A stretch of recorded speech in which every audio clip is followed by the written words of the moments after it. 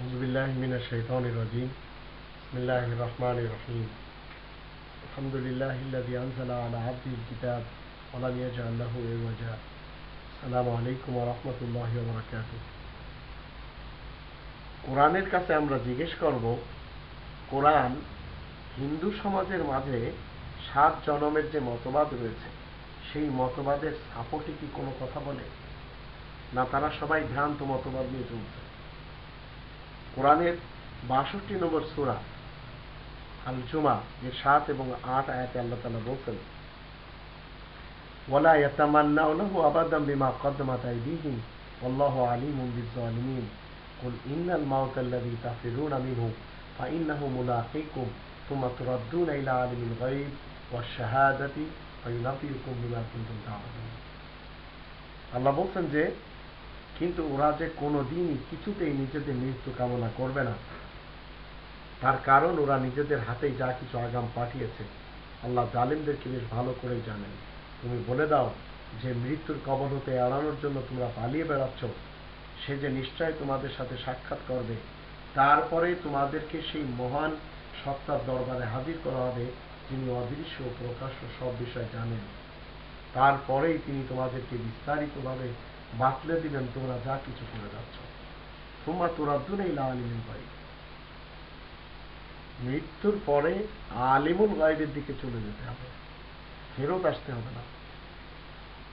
এই পৃথিবী থেকে একজন মানুষ যখন চলে যায় তখন সেই পৃথিবীতে আর আসে না।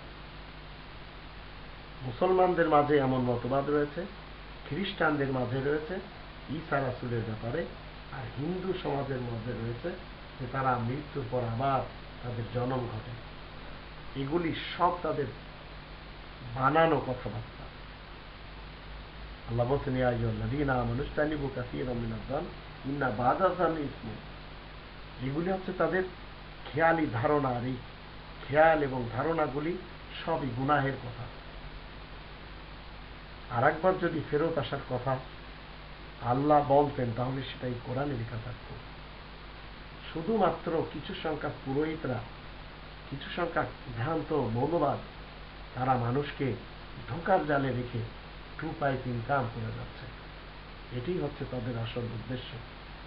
আর আল্লাহ 2 নম্বর সূরা আল বাকারা 42 নম্বর আয়াতে বলতেন, ওয়ালা তালবিসুল হাক্কা বিল বাতিল ওয়া তাকতুমুল হাক্কা ওয়া আনতুম তা'লামুন। তোমরা সত্যের সাথে মিথ্যাকে সংমিশ্রণ করো না, কিন্তু জেনে শুনে তোমরা সত্যকে গোপন করে যাচ্ছ। আর এরাই মূলত ধর্মের পাপা ঠাকুরগুলি, ফাদার, মুরব্বী এবং ভ্রান্ত ধার্মিক যারা ওয়াজ করে বেড়ায়, বক্তৃতা দিয়ে বেড়ায়, এরাই মূলত এই ধরনের আবার ফেরত আসার কথা বলে। এই দুনিয়া থেকে যারা একবার চলে গেছে তারা এই জগতে আর ফেরত আসবে না। কোনো নবী আসবে না, কোনো রাসূল আসবে না, এবং কোনো মানুষও আসবে না। হিন্দু সমাজের 7 জনমের মতবাদ একেবারে ভ্রান্ত মতবাদ।